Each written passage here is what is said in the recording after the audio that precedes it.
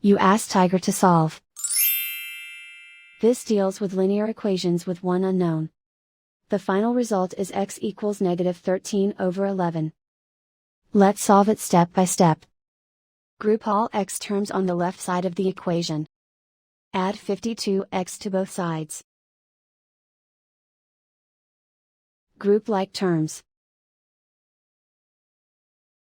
Simplify the arithmetic. Group like terms. Simplify the arithmetic.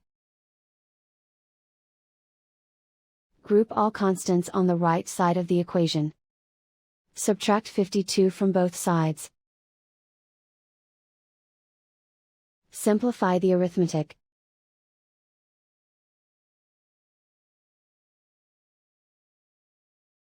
Isolate the x. Divide both sides by 110. Simplify the fraction. Find the greatest common factor of the numerator and denominator.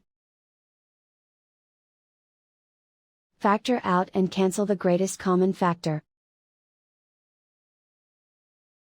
And so the final result is x equals -13/11.